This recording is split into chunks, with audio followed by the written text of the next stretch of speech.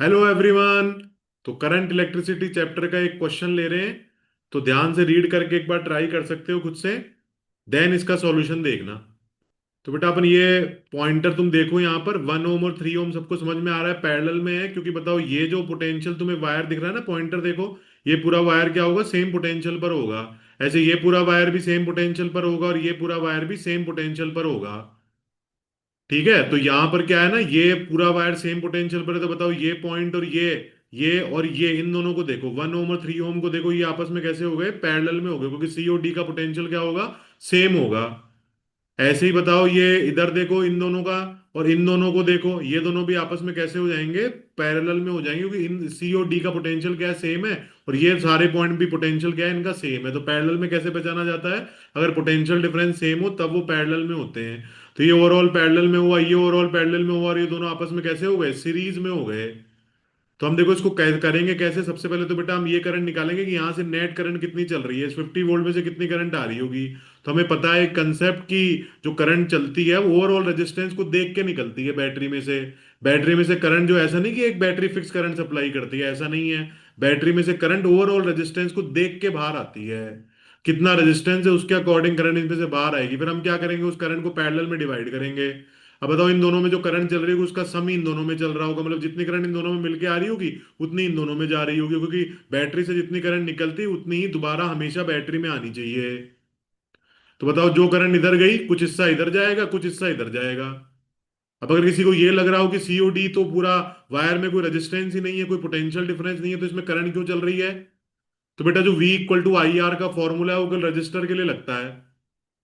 ये रजिस्टर नहीं है, सी और डी के बीच जो आप वायर देख रहे हो ये कोई रजिस्टर नहीं है। इस हिसाब से तो बताओ फिर इस वायर में भी करंट नहीं चलनी चाहिए थी। तो अगर V equal to I R का जो कंसेप्ट लगा रहे हो कि पोटेंशियल डिफरेंस जीरो, तो करंट भी जीरो, वो केवल किसके लिए एप्लीकेबल होता है, रेजिस्टेंस के लिए एप्लीकेबल होता है। ये तो कोई रेजिस्टेंस ही नहीं, तो रेजिस्टेंस लेस वायर है। तो ओवरऑल जो पोटेंशियल डिफरेंस यहाँ पर मेंटेन कर रखा है, इसकी वजह से जो करंट इधर चली है वो इधर पहुंचेगी तो सही, जो रास्ते मिलेंगे उसके अकॉर्डिंग इधर पहुंचेगी। तो ये कोई मिसकंसेप्शन किसी को हो कि भाई ये तो रेजिस्टेंस ही नहीं है इसके अंदर, तो इसमें करंट नहीं चलनी चाहिए, तो बेटा वो कंसेप्ट केवल किसके लिए लगता है, रेजिस्टेंस के लिए लगता है। ठीक है ना। किसी को ये लगता हो कि पोटेंशियल डिफरेंस इनके अक्रॉस जीरो है तो करंट क्यों चल रही है, किसी को लग रहा हो सी और डी के अक्रॉस पोटेंशियल डिफरेंस जीरो है तो इसमें करंट क्यों चल रही है। तो करंट जो है, अगर पोटेंशियल डिफरेंस जीरो है, और करंट अगर जीरो है, वो केवल किस केस में अपन कहते हैं, रेजिस्टेंस के केस में कहते हैं। पर जब रेजिस्टेंस लेस वायर होता है तो उसके लिए कंसेप्ट नहीं होता। ओवरऑल करंट किस तरह से चलेगी, क्योंकि बेटा ये भी तो रेजिस्टेंस लेस वायर वायर, ये बताओ इसमें करंट क्यों चल रही है, फिर इसमें भी तो करंट चल रही है ना। ठीक है ना। तो अगर पोटेंशियल डिफरेंस जीरो है और करंट जीरो है, वो केवल कब हम बोलते हैं, जब रेजिस्टेंस की तुम बात करते हो। ये कंसेप्ट रेजिस्टेंस लेस वायर के लिए नहीं लगता। तो फिर आप कैसे करें भाई इसको, तो करने का तरीका बेटा अभी मैंने तुम्हें बताया कि भाई यहां से जो करंट चलेगी उस करंट को चलो मैं आई मान लेता हूं। तो कुछ करंट बताओ इधर चलेगी, कुछ इधर चलेगी। तो अब सबसे पहले आई निकालना अपना पर्पज है, तो आई निकालने के लिए बेटा अपन क्या कर सकते हैं, आई निकालने के लिए भाई अपन लगाते हैं आई इज इक्वल टू, मैं लगाने जा रहा हूं I is equal to V upon R equivalent, I is equal to V upon R equivalent. तो V की जगह तो तुम पुट कर ही दोगे 50, और R इक्विवेलेंट मतलब इस पूरे का, मेरा पॉइंटर देखो, इस पूरे ओवरऑल रेजिस्टेंस निकालना है इसका। तो अब तुम्हें दिख रहा होगा कि R इक्विवेलेंट कितना आने वाला है बेटा, R इक्विवेलेंट इसके अंदर कितना आने वाला है, ये दोनों कैसे हैं आपस में पैरेलल में, मैंने अभी अभी समझा दिया तुम्हें बात। तो पैरेलल में बताओ इक्विवेलेंट रेजिस्टेंस क्या होता है, R1 R2 upon R1 plus R2 होता है। तो देखो भाई, तो R1 R2 1 × 3 अपॉन 1 + 3 प्लस, अब ये पास वाला जो 2 और 4 ओम तुम्हें दिख रहा है स्क्रीन पर, देखो 2 और 4। तो यहाँ पे अगर तुम देखोगे तो ये दोनों आपस में पैरेलल में है, तो यहाँ पे भी मैं क्या कर सकता हूँ, 2 × 4 अपॉन 2 + 4 कर सकता हूँ। तो अब बताओ यहाँ पे देखना, 3 डिवाइडेड बाय 4 प्लस यहाँ पे क्या हो गया, 8 डिवाइडेड बाय 6। तो आंसर क्या बनने वाला है, 3/4, 3/4 प्लस 4/3। चलो इसका एलसीएम ले लो जल्दी जल्दी। तो 12 आया तो ये अपने पास आया 9 + 16। तो बेटा कितना आया ये, अपने पास करंट निकल के आई 25/12 एम्पियर, 25/12 रेजिस्टेंस, और ये ना ओम आ गया, इक्विवेलेंट रेजिस्टेंस निकाल रहे हैं, ओम आ गया ये 25/12। चलो भाई ठीक है। तो आई इज इक्वल टू वी की वैल्यू कितनी हो गई बताओ, ये 50, और आर इक्विवेलेंट तुमने अभी अभी निकाला कितना था भाई, 25, और ऊपर मैं क्या कर दूं 12। तो ये लो भाई, ये मैंने 2 की कटिंग कर दी और ये कितना आंसर आ गया, 24 एम्पियर इसका आंसर आ गया। तो करंट का जो आंसर है वो 24 एम्पियर आया। तो ये तो अभी ये करंट है, पर अपने से क्वेश्चन में क्या पूछा है भाई, क्वेश्चन ध्यान से पढ़ लो। सीडी ब्रांच, पॉइंटर देखो, सीडी ब्रांच में तो यहाँ पे करंट निकालनी है।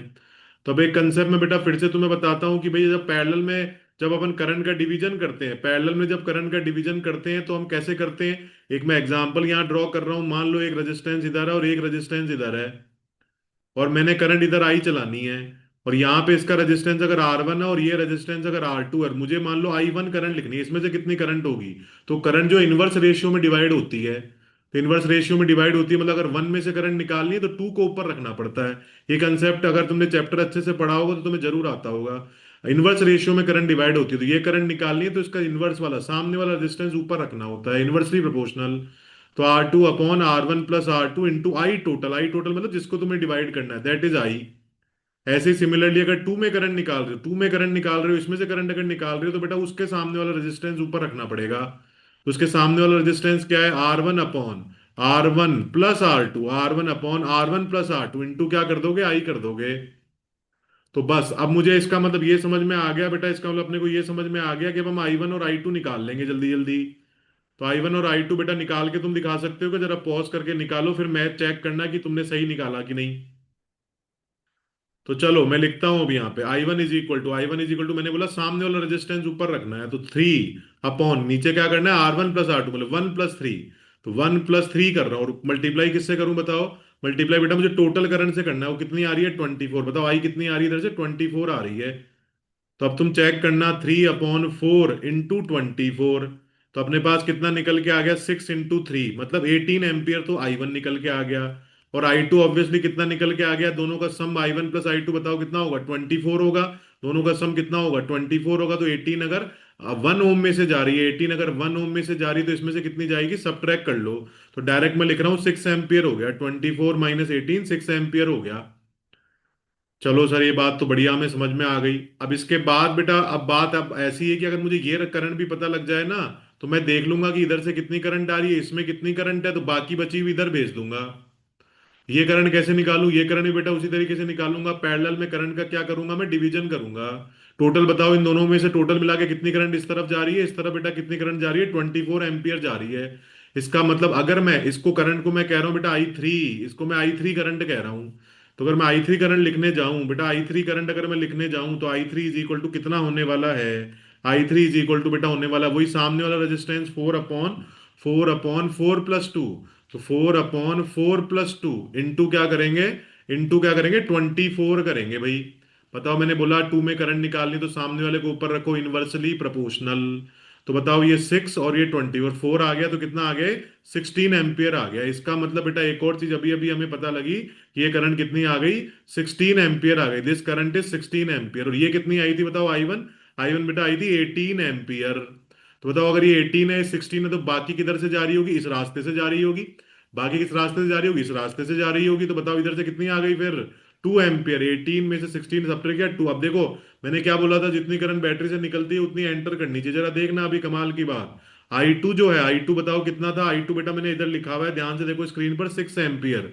तो इधर से बताओ कितना आ गया, 6 एम्पियर आ गया। तो 6 और 2 मिलके बताओ कितनी आ गई, 8 एम्पियर आ गई। और 16 और 8 मिलके बताओ कितना बन गया, 24। बिल्कुल अपना परफेक्ट डिवीजन ऑफ करंट हो गया है, क्योंकि यहां से एंटर कितनी करी थी, 24 एम्पियर, यहां से भी कितनी चली गई, 24 एम्पियर। तो फाइनल आंसर बताओ, हमें क्या पूछा था, CD में से करंट पूछी थी, तो आंसर बेटा क्या हुआ, 2 ampere. This is the final answer.